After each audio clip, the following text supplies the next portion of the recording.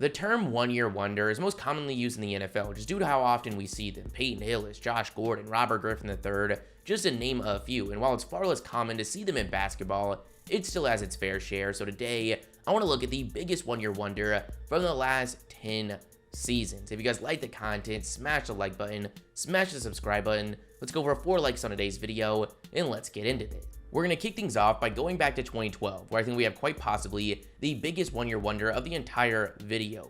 Going into the 2011 season, the New York Knicks waived point guard Chauncey Billups, and after an injury to Iman Shumpert further hurting their depth in the backcourt, the Knicks picked up a 6'3" guard that was an undrafted free agent a year ago and was waived after just 1 season with the Warriors. That player was Jeremy Lin.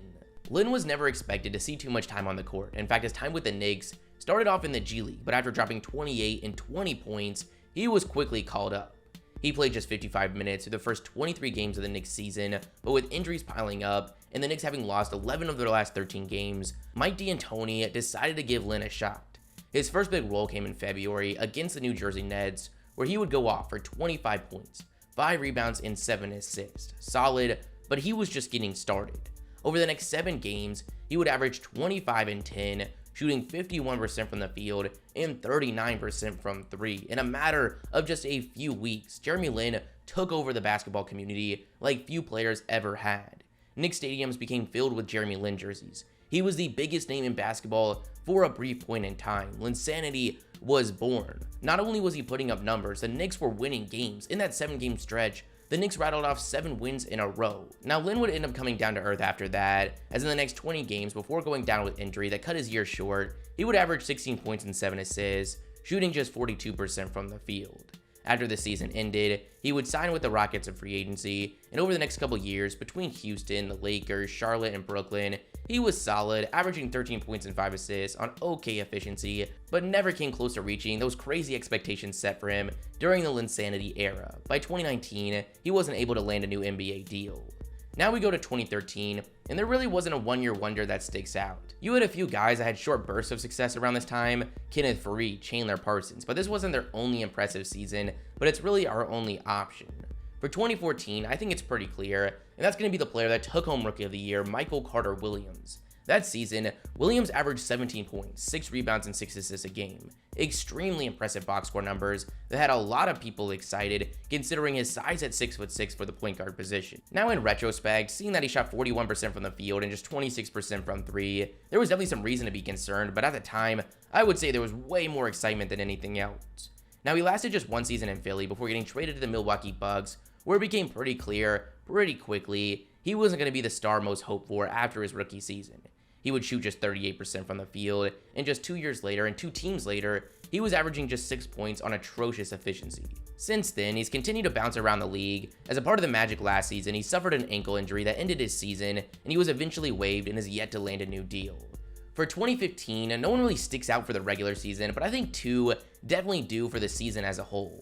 And that would be LeBron James' teammates on the Cleveland Cavaliers, Timofey Mozgov and Matthew Dellavedova. What a weird time. Due to injuries to Kevin Love and Kyrie Irving, the Cavaliers were in desperate need for players in both the front and backcourt to step up. While the team still fell short in the finals, they put up one hell of a fight. A big reason for that is these 2. The 7'1" center Mozgov, when undrafted in 2008, bounced around a little bit before putting together some solid seasons with the Nuggets. Then at the 2015 deadline, the Cavaliers gave up 2 protected first-round picks to bring him in. That season, he was huge for the Cavaliers in the playoffs as an intimidating defender and pick-and-roll presence.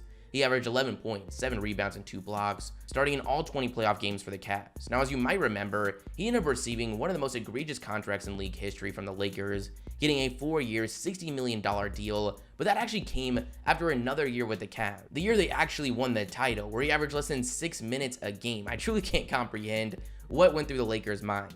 He played a year with LA, then one with Brooklyn, and since has been overseas. Now the other player, Matthew Dellavedova, was more of a media narrative than anything. He didn't have a big role for the Cavs for even most of the playoffs, but towards the final stretch, that changed. He played over 30 minutes a game in the finals, getting an insane amount of praise for his defensive efforts against Curry in the beginning part of the series. He also dropped his season-high 20 points in Game 3. Now overall, he really didn't play that well, but you wouldn't know that if you were watching ESPN at the time.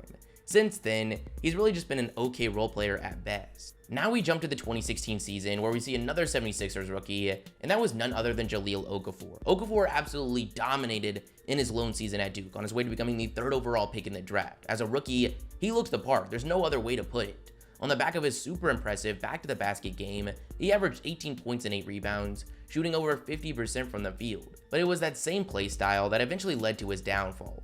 He was really wrong place, wrong time. He was a dying breed in the league, and without defense to fall back on, we saw his role quickly fall apart. He would then bounce around the league over the next few seasons, failing to eclipse 10 points per game after his second year. Currently, he's playing overseas. I think 2017 is pretty clear, and that's someone that jumped into the MVP conversation, leading their team to the top seed in the Eastern Conference, and that's Boston Celtics point guard Isaiah Thomas. Thomas went with the very last pick of the 2011 draft, and once getting to the league, quickly proved himself. By his 3rd season, he was a solid player, averaging 20 points a game with the Kings. He was then traded to the Suns, where he lasted just a half season before going to the Celtics. In his first season in Boston, he averaged 22 a game, but then would explode in the season we're talking about. He averaged 29 and 6 on the best efficiency of his career. There was no reason to believe this wasn't the new normal for Thomas, but sadly, at the tail end of the season, he would suffer a hip injury that ultimately ended the Celtics championship hopes and eventually his career in the league. He'd be traded to the Cavaliers ahead of the following season. There he would average just 15 points on terrible efficiency before getting moved once again at the deadline to the Lakers, where it didn't get any better. Ever since then, he's bounced around with moderate to very small roles. This one's sad, as it was due to injury, and also much different than the rest, as he still had some other good seasons, but nothing compared to that 2017 year. Out of the options available, I think he was definitely the choice. 2018 is tough. Remember, we're trying to find the closest thing to a one-year wonder as we can. With that being the case, trying to avoid guys that just randomly average like 11 points a game, I'm going to go with Gary Harris. During this 2018 season, I really think Harris was becoming one of the more promising young wings in the league with his efficiency, improvement as a scorer, and ability defensively. He averaged 18 points on 49, 40, 83 splits. His numbers steadily improved year after year, but that appears to have been his peak. A season later, he was averaging just 13 a game on much worse efficiency. He's now coming off a year with the Magic, where he averaged 11 a game. Now, he's still a great role player in the league, but far from the star in the making he looked like at one point. Now, sadly, this offseason, he did tear his meniscus, so we're not going to see him for a while. For 2019, the options are slim once again, but I think I'm going to go with Nikola Mirotic. I honestly forgot about Mirotic, but man, did he go on a nice little run. He was averaging 17 and 6, shooting 43% from 3 to start the season with the Chicago Bulls in 2019. He was then traded to New Orleans, where he still played solid, and then once again traded to the Bucks, but after a season, would actually decide to return to Europe. There's no question, he could have stuck around the NBA and probably still had a lot of success, so this is more of a unique situation than anything. For 2020, someone really sticks out, and that's Davis Bertans. What a weird year. Out of nowhere, he was one of the best shooters in basketball, period. He was averaging over 15 points a game, was shooting 42% from 3 on nearly 9 attempts, but as you remember, these weren't your average stretch big threes. He would get hot and just start banging threes from the logo. If you would have told me back then in a couple years he'd be playing with Luka Doncic, I would have been extremely excited, but since then, things have really gone downhill. After the season, he earned a 5-year, $80 million deal, which quickly became one of the worst contracts in the NBA. The next season, he was averaging less than 6 points a game, shooting 32% from 3. Really disappointing considering shooting is really his only value add to the court. Now he's with the Mavericks, and I just really hope he can get back to that 2020 form. Lastly, we've got the 2021 season, and obviously we don't have too much time since that season to go on, but based on what we've seen, I'm going with Julius Randle.